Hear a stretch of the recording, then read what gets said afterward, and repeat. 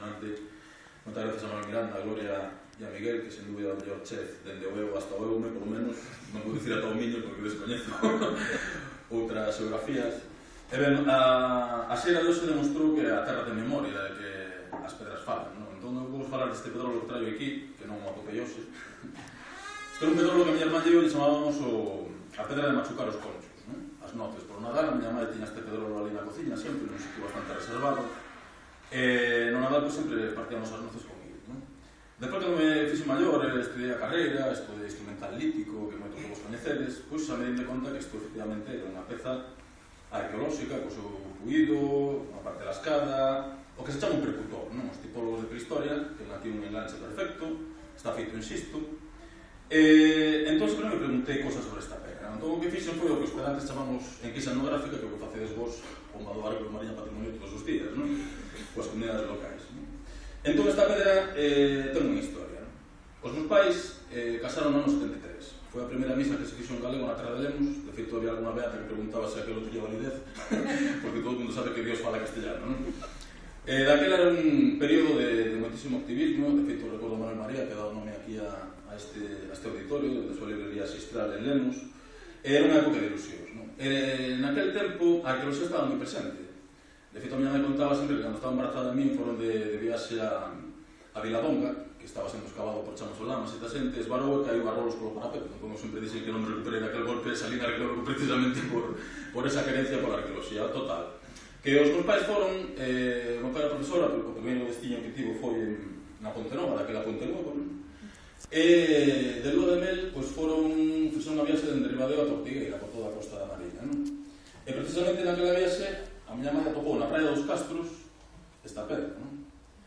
É dicir, pedra que, evidentemente, pode ser de época castrexa ou pode ser un instrumental lítico empregado polos mariñeiros. Na costa da Guarda Bayona, por exemplo, incluso houve un célebre arqueólogo que fixo unha tese de doutoramento sobre un instrumental lítico paleolítico e a metade das pezas resulta que eran feitas polos mariñeiros da zona. É dicir, o que falábamos hoxe na xeira, non? Que hai un continuismo incluso entre a tecnoloxía castrexa e a tecnoloxía tradicional nas prácticas marisqueiras, non? Obviamente, eu non son herdeiro pola forza desta peza. É dicir, a miña mãe deixou-me traer aquí porque viña foz, senón non me deixaba traer, non? É unha peza que ten unha carga simbólica moi importante, forma parte da miña historia familiar, por exemplo, non? E isto un pouco a metáfora do que aconteceu nos anos 70, precisamente. Nos anos 70 era unha época de crise, como é hoxe. Foi unha época na cal a xuventude daquele momento turrou bastante do patrimonio arqueolóxico galego. Foi unha época na que surdiu a autonomía, mal que ben, non? Houve moitísima participación cidadá na protección do patrimonio, na súa promoción e na súa divulgación, non? E desto vai un pouco o noso libro de Herder pola Forza. É dicir, o que criticamos é que esa evolución rachouse precisamente coa chegada da autonomía, non? Que era o soño deste país, e ao final produciuse totalmente un proceso de burocratización absoluto. Todas esas colaboracións que as asociacións pecháronse porque surdiu unha normativa, unha dirección xeral de patrimonio e unhas institucións que nunca viron con vos olhos a participación cidadá nestas actividades e, por suposto, na promoción do conhecemento, non? E ese proceso, a partir do ano de finais dos anos 80, é claro que marxinou totalmente estas comunidades locais, non? Hai exemplos que son evidentes para todos. Entón, nos que facemos este libro unha crítica un pouco dese proceso de por que se desbotaron determinados modelos de xestión do patrimonio que podían ser moito máis democráticos, moito máis participativos.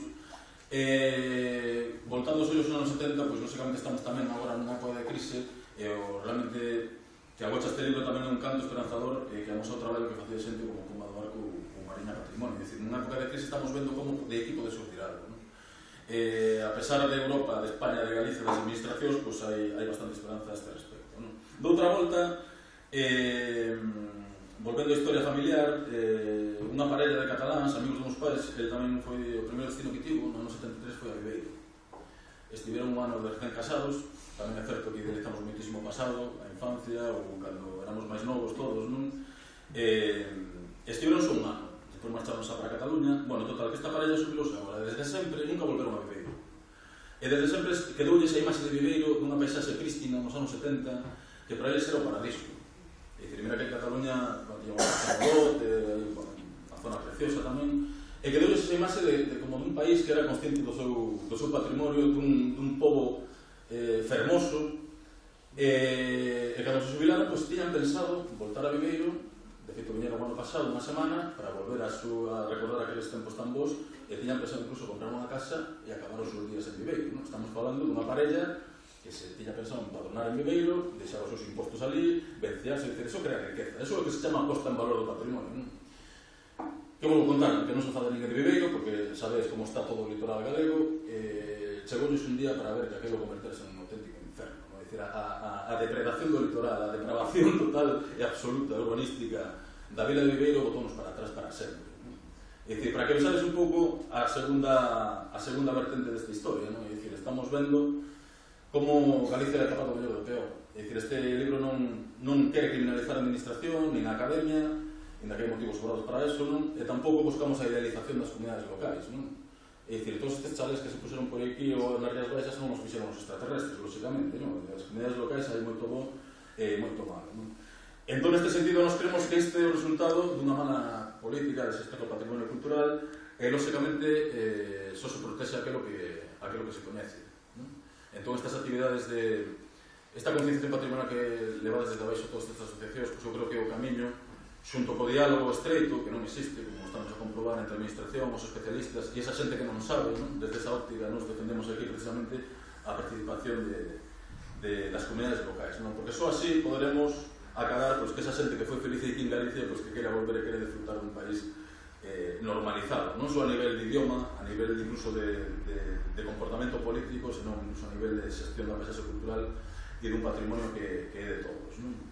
Entón, dentro da Mariña, que vexades que, no noso libro veremos moitísimas experiencias, de feito, ao longo desta presentación do noso libro, tanto outro día en Santiago de Compostela como aquí, estamos aprendendo moitísimo estas experiencias, pois igual se van incorporando precisamente en sucesivas realizacións ou edicións do libro. Nada máis, paso a palabra a